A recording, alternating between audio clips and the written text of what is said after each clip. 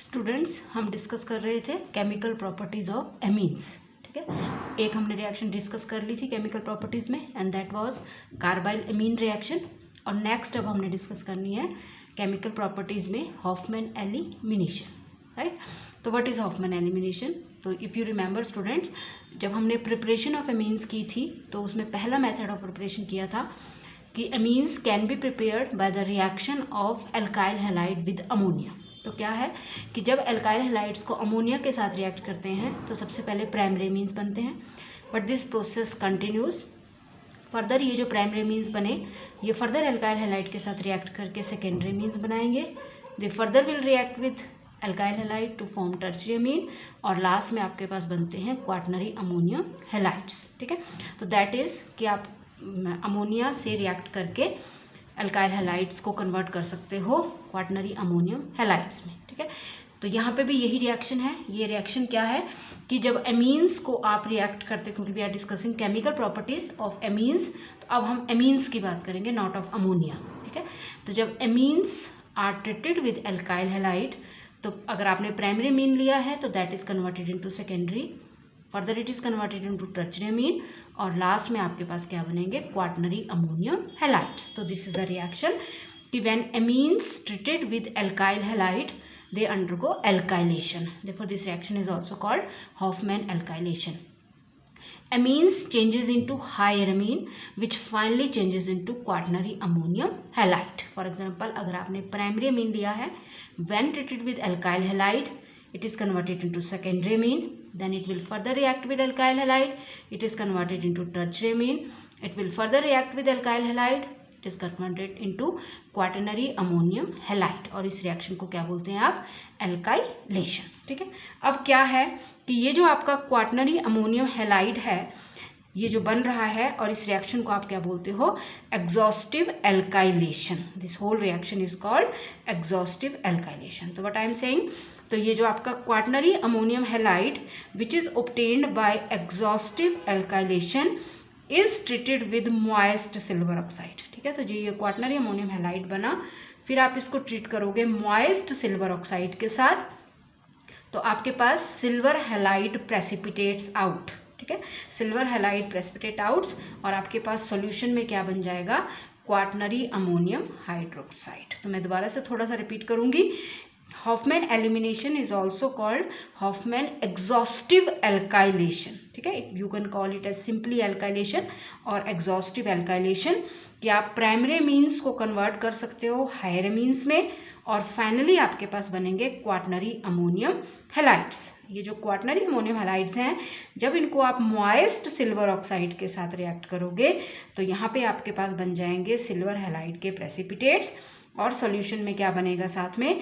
Quaternary ammonium hydroxide. अब आपने क्या करना है कि ये जो सॉल्यूशन बना आपके पास जिसमें प्रेसिपिटेट्स हैं सिल्वर हैलाइड के और साथ में है क्वाटनरी अमोनियम हाइड्रोक्साइड, इसको आपने फिल्टर कर लेना है। तो प्रेसिपिटेट्स आपके अलग हो जाएंगे, आपके पास बचेगा फिल्ट्रेट। ठीक है, जो फिल्ट्रेट किसका होगा? क्वाटनरी अमोनियम हाइड्रोक्साइड का। आप उस फिल्ट्रेट को इवेपोरेट करोगे टू ड्राइनेस। ठीक है, ताकि आप इतना ड्राई करोगे उसको ताकि वो पूरा सॉल्यूशन उसका इवेपोरेट हो जाए, और आपके पास बचे वाइट सॉलिड। वो क्या बनेगा अब आपके पास? Quaternary ammonium hydroxide. ठीक है, तो वाइट सॉलिड बच जाएगा आपके पास, that is of quaternary ammonium hydroxide. ठीक है, नाउ क्या है, तो यही आपको बोला गया अभी कि जब आपने ये जो सॉल्यूशन था आपके पास जिसमें आपके पास प्रेसिपिटेट्स थे, आपने उसको फिल्टर किया, और फिल्टर करने के बाद जो फिल्ट्रेट है उसको इवेपोरेट किया ड्राइनेस तक। तो आपने क्या बोला? The reaction mixture on filtration and evaporation of the filtrate to dryness gives quaternary ammonium hydroxide as white deluxent solid which is free of halogen. ठीक है, हैलोजन क्योंकि अब सिल्वर के साथ जुड़ के अलग हो जाएंगे, वो प्रेसिपिटेट आउट हो चुके हैं। आपके पास सिर्फ बनेगा क्वाटनरी अमोनियम हाइड्रोक्साइड। पहले वो सॉल्यूशन फॉर्म में था, लेकिन जब आपने उसको ड्राइनेस तक इवेपोरेट कर दिया तो वो बन गया सॉलिड।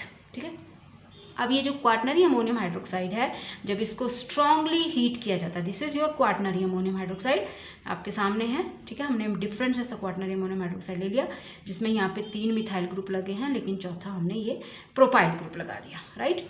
तो this quaternary ammonium hydroxide when heated strongly to 400 kelvin undergoes elimination reaction to form water, साथ में टर्शियरी अमीन और साथ में alkene. This is Hofmann elimination, ठीक है। तो अगर फटाफट से रिपीट किया जाए एक बार, तो आप क्या बोलोगे कि जो आपका क्वाटनरी अमोनियम हाइड्रोक्साइड होता है, जब उसको स्ट्रांगली हीट किया जाता है 400 केल्विन तक, तो उसमें एलिमिनेशन रिएक्शन होती है और आपके पास प्रोडक्ट बनते हैं एल्कीन, टर्शियरी अमीन और साथ में वाटर, ठीक है। और ये जो आपका क्वाटनरी अमोनियम हाइड्रोक्साइड है, ये कैसे बना वो आपने देख लिया कि अगर आप प्राइमरी मीन ले रहे हो तो रिएक्ट करके सेकेंडरी मीन बनाएगा, फिर रिएक्ट करेगा एल्काइल हैलाइड के साथ टर्शियरी मीन बनाएगा, फिर रिएक्ट करेगा एल्काइल हैलाइड के साथ क्वाटनरी अमोनियम हैलाइड्स बनाएगा पहले।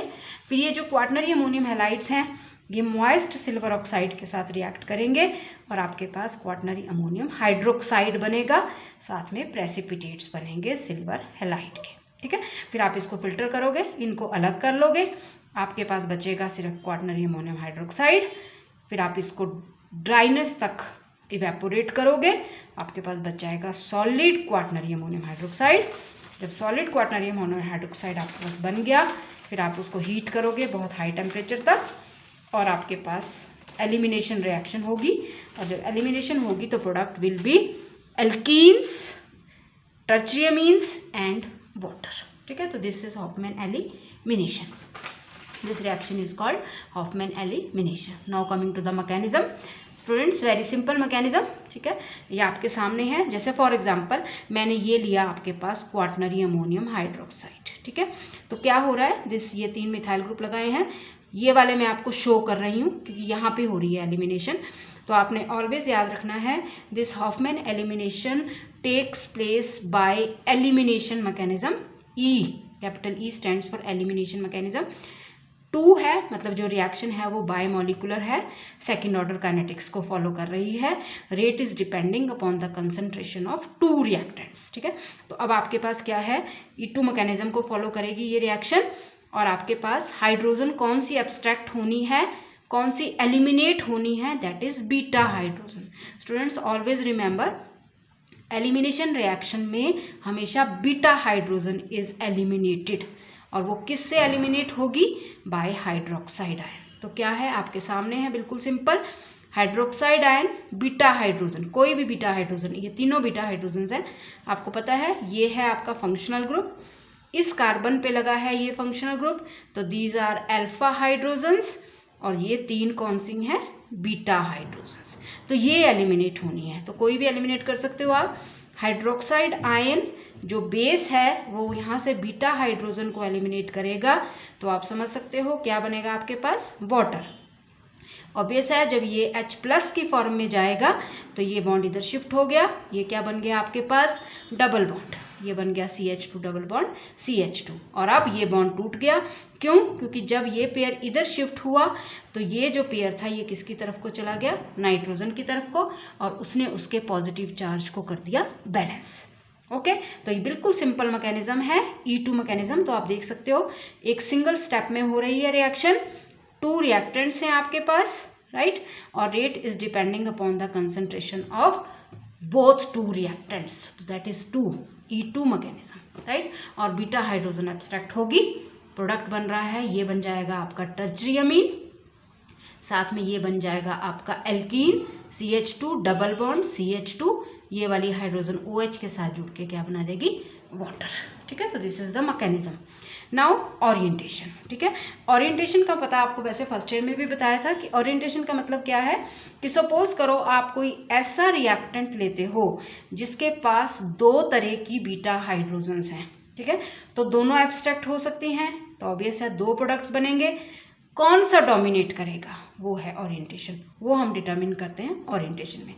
तो क्या है ओरिएंटेशन, कि फॉर एग्जांपल आपने इस तरह का क्वाटनरी अमोनियम हाइड्रोक्साइड लिया, ठीक है। तो ये आपका है, एक ग्रुप आपका ये लगा है जो टर्चरी वाला है, और ये मैंने एक बड़ा ग्रुप लगा दिया इसमें दिखाने के लिए कि अगर दो तरह की बीटा हाइड्रोजन्स हैं, ठीक है। तो अब आपके पास क्या है, ये ग्रुप है इधर लगा हुआ, तो obviously this carbon is alpha carbon, ठीक है।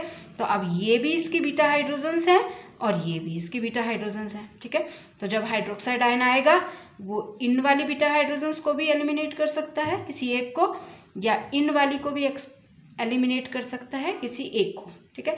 तो अब अगर इस वाली बीटा हाइड्रोजन को एलिमिनेट करता है जो कार्बन 1 से जुड़ी है, तो प्रोडक्ट क्या बना, CH3 CH2 CH2 CH double bond CH2, वो आप समझ सकते हो मैकेनिज्म से, ठीक है। ये एल्कीन बनेगी। अगर ये वाली बीटा हाइड्रोजन एलिमिनेट होती है हाइड्रोक्साइड आयन से, तो प्रोडक्ट क्या बना, CH3 CH2 CH double bond CH CH3, जो आप समझ सकते हो कि ये जो H है ये OH के साथ जुड़ के पानी और बॉन्ड वहीं छोड़ के जाती है अपना, तो वो ऊपर को शिफ्ट होके डबल बॉन्ड, ठीक है। तो अब दोबारा से है कि आपने अगर ऐसा हाइड्रोक्साइड लिया जिसपे पास दो बीटा हाइड्रोजन्स हैं, दो तरह की बीटा हाइड्रोजन्स हैं, तो दो प्रोडक्ट पॉसिबल हैं। कौन सा प्रोडक्ट डोमिनेट करेगा, तो याद रखना है हॉफमैन एलिमिनेशन में वो प्रोडक्ट डोमिनेट करता है जो लीस्ट एल्काइलेटेड है। तो अब आपके सामने है, यहाँ पे अगर ये वाली बीटा हाइड्रोजन निकलती है जो कार्बन 1 को जुड़ी है तो 1 पेंटीन बनता है। अगर ये वाली बीटा हाइड्रोजन एलिमिनेट होती है जो कार्बन 3 को जुड़ी है तो आपके पास 2 पेंटीन बनता है, राइट। तो ये आपका 2 पेंटीन बना, ये 1 पेंटीन बना। और हॉफमैन रूल बोलता है कि हॉफमैन एलिमिनेशन में वो प्रोडक्ट प्रेफर्ड प्रोडक्ट होगा जो लीस्ट एल्काइलेटेड होगा। तो ऑब्वियसली आप देख सकते हो यहाँ पूरे 2 मिथाइल ग्रुप हैं, तो it is more alkylated but this 1 pentene is least alkylated, मतलब कम एल्काइल ग्रुप है इसमें, ठीक है, सिर्फ एक एल्काइल ग्रुप पूरा है। तो ये है आपका ओरिएंटेशन कि Hofmann elimination the alkene is preferably formed which is least substituted और least alkylated at doubly bonded carbon atom, ठीक है। तो ये बिल्कुल सिंपल हो गया आपके, बस एग्जाम्पल्स थोड़ा सा डिफरेंट ले लिया है इसमें, सिर्फ ये दिखाने के लिए। अब इसमें थी, ये इसमें एक ही तरह की बीटा हाइड्रोजन थी, ये तीनों सेम है, ठीक है, बस ये बीटा हाइड्रोजन हैं और ये अल्फा है और इसमें कुछ नहीं है। लेकिन हमने ऐसा एग्जाम्पल लिया जिसमें 2 तरह की बीटा हाइड्रोजन्स हैं, 2 टाइप्स। तो ये 2 तरह की बीटा हाइड्रोजन्स हैं, ये एलिमिनेट होगी तो ये प्रोडक्ट बनेगा, ये वाली एलिमिनेट होगी तो ये प्रोडक्ट बनेगा। कौन सा प्रेफर्ड होगा, जो कम सब्स्टिट्यूटेड होगा या जो लीस्ट एल्काइलेटेड होगा। तो ये लीस्ट एल्काइलेटेड है, इट इज़ मोर एल्काइलेटेड। तो 1 पेंटीन इज प्रेफर्ड। तो आप देख सकते हो जब इस हाइड्रोक्साइड की हॉफमैन एलिमिनेशन हुई तो 1 पेंटीन आपका 96% बनेगा और 2 पेंटीन सिर्फ 4% बनेगा। ओके, तो this is the preferred product. अब अगर आपको थोड़ा सा याद है, जब आपने एल्काइल हैलाइड्स पढ़े थे लास्ट ईयर, तो आपने एक रूल किया था वहाँ पे भी alkyl halides also undergo elimination reaction, if you remember alkyl halides also undergo elimination reaction. ऐसी ही एलिमिनेशन यहाँ भी हो रही है।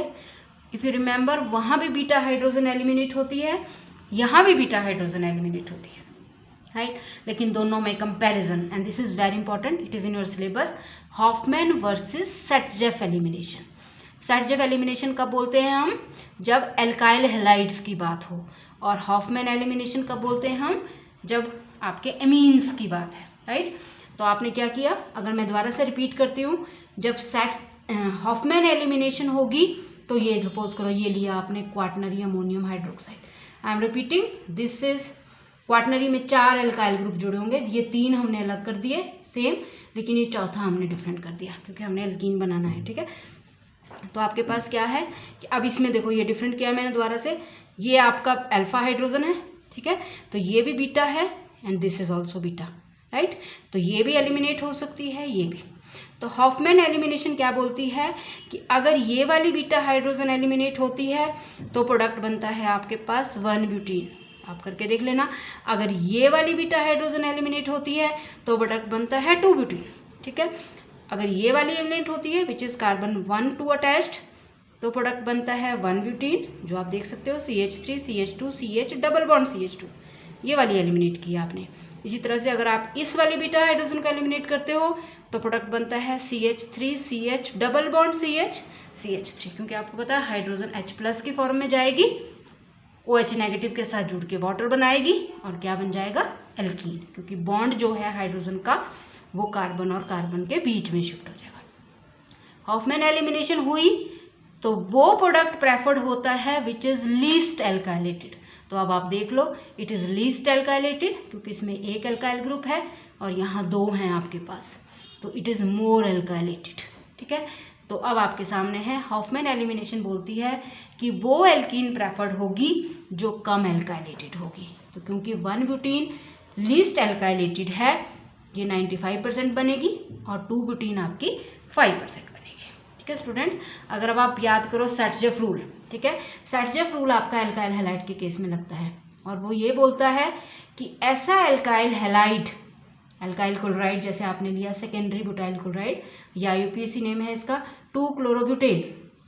ठीक है, अगर आप एक ऐसा एल्काइल हैलाइड लेते हो जिसमें 2 तरह की बीटा हाइड्रोजन्स हैं, ठीक है, this is beta hydrogen, this is beta hydrogen, this is alpha hydrogen, तो कौन सी एलिमिनेट होगी? ठीक है, तो 2 प्रोडक्ट पॉसिबल होंगे क्योंकि 2 तरह की बीटा हाइड्रोजन्स हैं, 2 प्रोडक्ट पॉसिबल हैं और सर्टजेफ रूल बोलता है कि वो एल्कीन प्रेफर्ड होगी जो ज़्यादा एल्काइलेटेड होगी। तो दोनों में डिफरेंस है, ये याद रखना है आपने।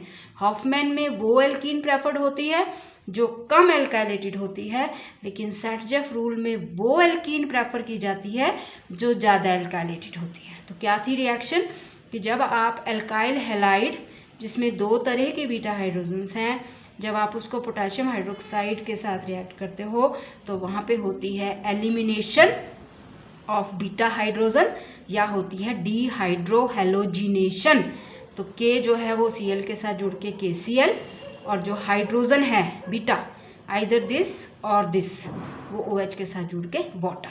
तो अब आप देख सकते हो अगर ये वाली हाइड्रोजन गई तो प्रोडक्ट बनेगा आपके पास 1 ब्यूटीन, अगर ये वाली हाइड्रोजन जाएगी तो प्रोडक्ट बनेगा 2 ब्यूटीन। ठीक है, क्योंकि ये वाला बॉन्ड इधर शिफ्ट हो जाएगा तो CH double bond CH, 1 butene 2 butene. तो सर्टजेफ रूल बोलता है कि when an alkyl halide undergoes elimination in 2 different ways, 2 तरह से एलिमिनेशन कर सकता है, तो that product is preferred which is more alkylated. और आपने यहाँ बोला कि 2 butene because it is more alkylated, तो इट इज प्रेफर्ड प्रोडक्ट। ठीक है, तो मतलब क्या हो गया और उसका रीज़न क्या देते हैं हम? उसका रीज़न ये देते हैं कि एल्कीन वो स्टेबल होती है, क्योंकि everything wants to be stable, alkene वो स्टेबल मानी जाती है जो जितनी ज़्यादा एल्काइलेटेड होती है। तो अब ये वाली एल्कीन कम एल्काइलेटेड है तो ये कम स्टेबल है, ये वाली एल्कीन ज़्यादा एल्काइलेटेड है तो वो ज़्यादा स्टेबल है। तो सर्टजेफ रूल में आपने वो एल्कीन प्रेफर की जो ज़्यादा एल्काइलेटेड है क्योंकि वो ज़्यादा स्टेबल होती है। ठीक है, लेकिन क्वेश्चन अराइज होता है कि हॉफमैन में उल्टा क्यों किया? हॉफमैन में आपने वो एल्कीन प्रेफर की जो कम एल्काइलेटेड थी। ठीक है, this alkene is least alkylated which is more, right. तो क्यों ऐसा होता है? तो उसका बिल्कुल सिंपल सा रीज़न ये है कि the formation of least substituted alkene in Hofmann elimination can be explain on the basis of acidity of beta hydrogen. ठीक है, यहाँ पे आपने अब बात करनी है एसिडिटी की। तो आपको क्या बोला जा रहा है कि हॉफमैन एलिमिनेशन में जो least substituted alkene preferred product बनता है वो इसलिए प्रेफर्ड प्रोडक्ट बनता है क्योंकि उसको एक्सप्लेन करेंगे हम on the basis of acidity of beta hydrogen. The beta hydrogen which is more acidic can be easily removed by OH negative. दो तो सिंपल कंसेप्ट है कि OH नेगेटिव उस बीटा हाइड्रोजन को जल्दी एलिमिनेट करेगा जो ज़्यादा एसिडिक होगी। ठीक है, तो हाइड्रोक्साइड ने बीटा हाइड्रोजन एलिमिनेट करनी है, अगर 2 तरह की बीटा हाइड्रोजन्स पॉसिबल है तो जो ज़्यादा एसिडिक होगी उसको एलिमिनेट करेगा हाइड्रोक्साइड आयन। तो अगर अब आप देखो बिल्कुल सिंपल सा, यहाँ पे बिल्कुल सिंपल से तरीके से देखेंगे हम, बीटा हाइड्रोजन जो कार्बन 1 को अटैच्ड है, ठीक है, या जो कार्बन 3 को अटैच्ड है, ये 2 तरह की हैं, ये दोनों जानिए। हम बोल रहे हैं कि जो बीटा हाइड्रोजन कार्बन 1 को अटैच्ड है वो ज़्यादा एसिडिक है, ठीक है, लेकिन जो बीटा हाइड्रोजन कार्बन 2 को अटैच्ड है वो कम एसिडिक है। और आपको क्या बोला जा रहा है कि जो हाइड्रोजन ज़्यादा एसिडिक है वो एलिमिनेट होगी OH से, राइट। तो क्योंकि ये हाइड्रोजन ज़्यादा एसिडिक है तो ये एलिमिनेट होगी। जब ये एलिमिनेट होगी तो प्रोडक्ट क्या बनेगा, ज़्यादा प्रेफर्ड 1 ब्यूटेन। 2 ब्यूटेन भी बनेगा बट वो कम बनेगा। क्यों? क्योंकि वो लीस्ट एसिडिक है। This is more acidic, this is least acidic. तो प्रोडक्ट बना, जो प्रेफर्ड प्रोडक्ट बना वो क्या बना, इसकी वजह से बना 1 ब्यूटेन। इसका लॉस हुआ और आपके पास बन गया 1 ब्यूटेन। ठीक है, तो आप इसका रीज़न क्या है कि क्यों ये ज़्यादा एसिडिक है, तो आप खुद देख सकते हो। ये कौन सी कार्बन है, प्राइमरी कार्बन। एक कार्बन को जुड़ी है तो दिस इज प्राइमरी कार्बन। लेकिन अगर मैं इस कार्बन को देखूं तो this is secondary carbon. 2 carbon से जुड़ी है ये। तो क्योंकि कार्बन 1 इज प्राइमरी कार्बन, इसके अराउंड इलेक्ट्रॉन डेंसिटी कम है, जो आप खुद देख सकते हो। क्योंकि इट इज प्राइमरी कार्बन तो इसके चारों ओर इलेक्ट्रॉन डेंसिटी कम है। ठीक है, लेकिन ये आपकी सेकेंडरी कार्बन है और इसके चारों ओर इलेक्ट्रॉन डेंसिटी ज़्यादा है। ठीक है, तो क्योंकि इसके चारों ओर इलेक्ट्रॉन डेंसिटी कम है तो ये ज़्यादा एसिडिक बन गई। क्योंकि इलेक्ट्रॉन डेंसिटी कम होने का मतलब ये, जितना ज़्यादा इलेक्ट्रॉन डेफिशिएंट होगा H+, उतनी जल्दी वो निकलेगा।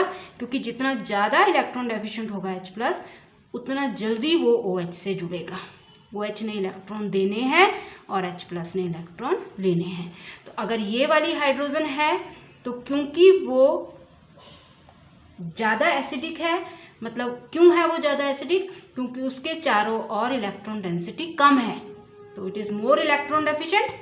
तो ये इजीली फटाफट से जाके OH से जुड़ेगी और बॉन्ड इधर शिफ्ट हो जाएगा और क्या लॉस हो जाएगा, वाटर। क्या बन जाएगा प्रोडक्ट, एल्कीन। ठीक है, तो एक बार रिपीट करेंगे हम फटाफट से। The formation of least substituted alkene in Hofmann elimination can be explained on the basis of acidity of beta hydrogen. The beta hydrogen which is more acidic can be easily removed by OH negative। बिल्कुल simple सा, जितनी ज़्यादा acidic होगी, और acidic कब ज़्यादा होगी, जब उसके अराउंड इलेक्ट्रॉन डेंसिटी कम होगी। क्योंकि जितनी ज़्यादा वो डेफिशिएंट होगी उतनी जल्दी वो OH से रिमूव होगी। तो beta hydrogen attached to carbon 1 is more acidic because it is primary carbon having less electron density, and beta hydrogen attached to carbon 3 is less acidic because it has secondary carbon having more electron density. So the preferred product is obtained by removing beta hydrogen from carbon 1 which is less alkylated। ठीक है, तो याद रखना है, Hofmann elimination में least substituted alkene product बनता है preferred, लेकिन सैटजेफ एलिमिनेशन में हाईली सब्स्टिट्यूटेड एल्कीन बनता है प्रेफर्ड प्रोडक्ट। यहाँ पे हम लगाते हैं बीटा हाइड्रोजन की एलिमिनेशन, बीटा हाइड्रोजन की एसिडिटी का कंसेप्ट, कि जो बीटा हाइड्रोजन ज़्यादा एसिडिक होगी उसके हिसाब से प्रोडक्ट बनेगा। और सैटजेफ एलिमिनेशन में आप सिंपली ये कंसेप्ट लगाते हो कि जो आपका एल्कीन जो ज़्यादा सब्स्टिट्यूटेड है, जो ज़्यादा एल्काइलेटेड है, वो प्रेफर्ड प्रोडक्ट बनता है क्योंकि वो एल्कीन ज़्यादा स्टेबल मानी जाती है। ठीक है स्टूडेंट्स, तो ये बहुत इंपॉर्टेंट है, ट्राई टू अंडरस्टैंड। एक बार आप इसकी वीडियो को ज़रूर देखें और समझने की कोशिश करें इसको। है मुश्किल कुछ नहीं है इसमें, बट अगर आप पढ़ोगे तभी आपको समझ में आएगा। ठीक है, थैंक यू।